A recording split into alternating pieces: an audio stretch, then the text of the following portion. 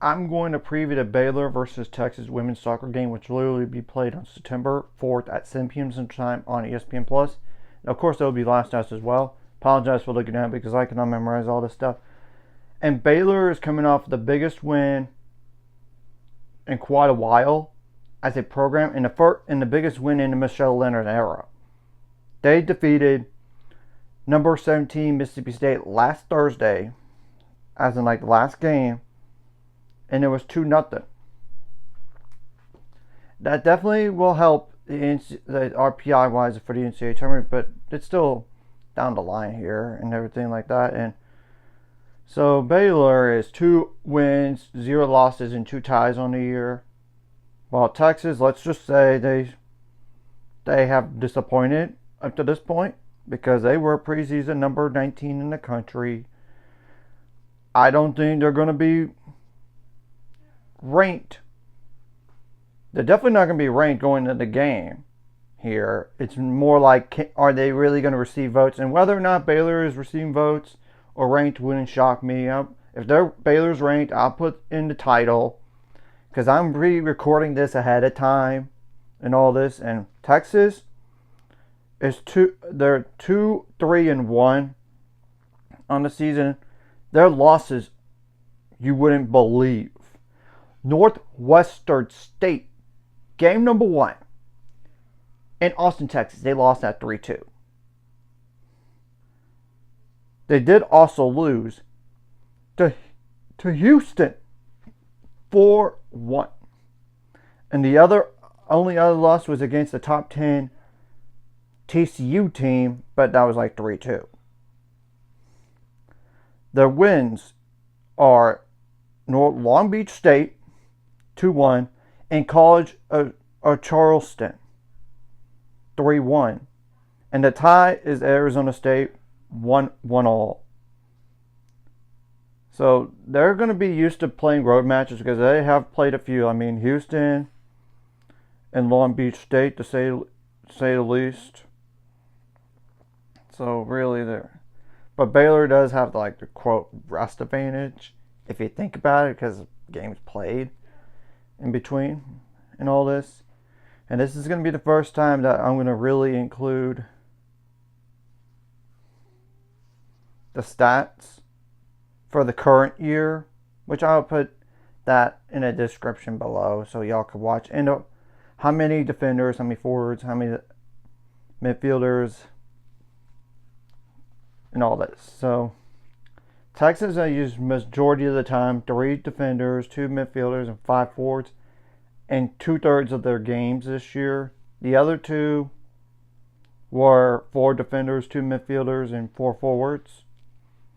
Now, what are some players to keep an eye on? And y'all can check out the number of starts as well in the description just to make things go faster. Their starting goalkeeper or goalkeep is Matea Dessaux, Dessieux, number 25, 5'10" inches tall, freshman. 13 goals allowed and 35 saves. So I'm going to just go like notable players here from here on out. Ava McDonald, number 1, 5'6" forward as a junior, 3 goals on 23 shots attempted. Olivia Hearn, 3 shots attempted, but she does have 5 assists.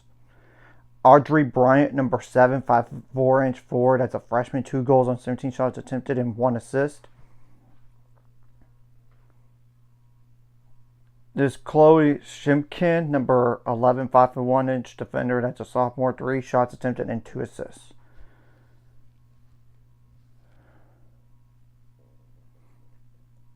And the leading goal, like one of the leading goal scorers, but has also the most shots, is Amelia Villarreal, number 44, 5'2" midfielder / forward. That's a sophomore, 3 goals and 31 shots attempted and 2 assists.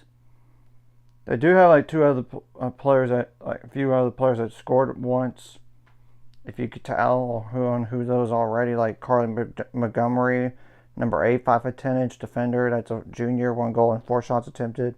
Sadie Hodge, number 9, 5'5" midfielder. That's a freshman, 1 goal and 5 shots attempted. And MJ Cox, number 23, 5'10" defender. That's a junior. 1 goal and 4 shots attempted. After that, it's like not really notable players in terms of like goals and all that. But y'all could check out the starts and all this.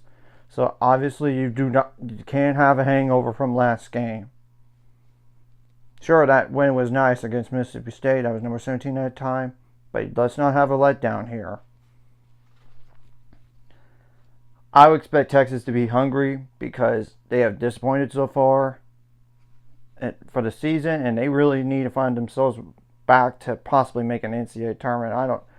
I don't think they would be an NCAA tournament team right now, based on their losses. The TCU loss is understandable.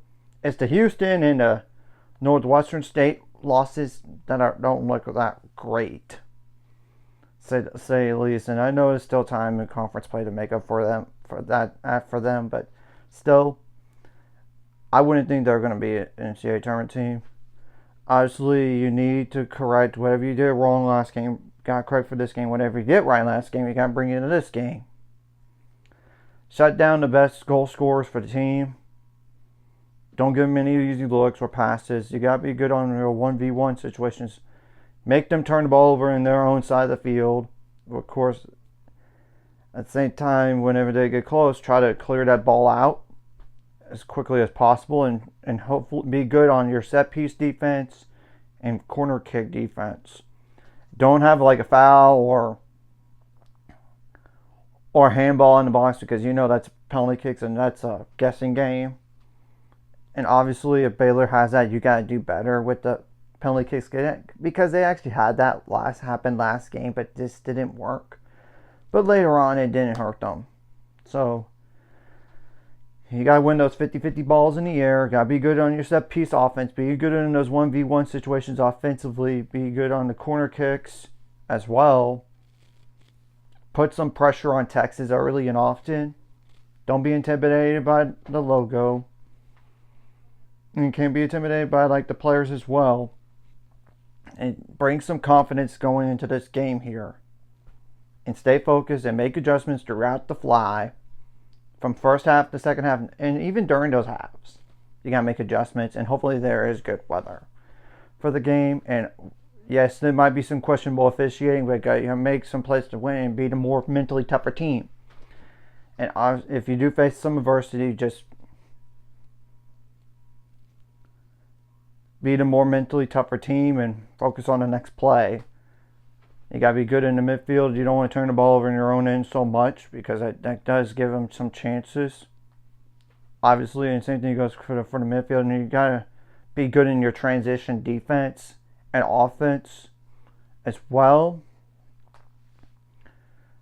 And you got to have your key players step up. And some of the bench players need to step up. And even like we had some newcomers that really helped us last game. I mean, Olivia Hess with a goal. And honestly, like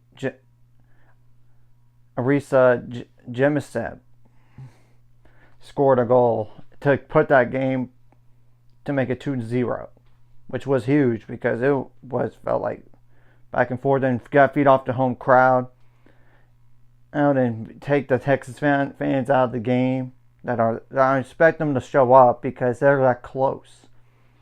So, you know, it's not a lot to go over here, and you got to go out there and beat the Longhorns. Because I really do think this is a more winnable game now than I thought it was back in the preseason. I do think it's more winnable. And obviously getting a win over an SEC team will really help your NCAA tournament resume even more.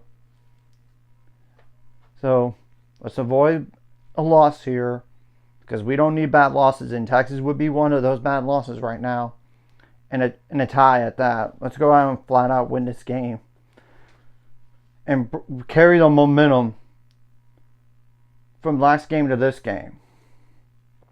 So there's no need to go too much into detail about this. Just outwork the other team, out hustle them. And obviously, if you force a foul foul or handball in the box on the opponent, so be it. But you can't rely on calls sometimes to win games, but you gotta make plays to win on your own.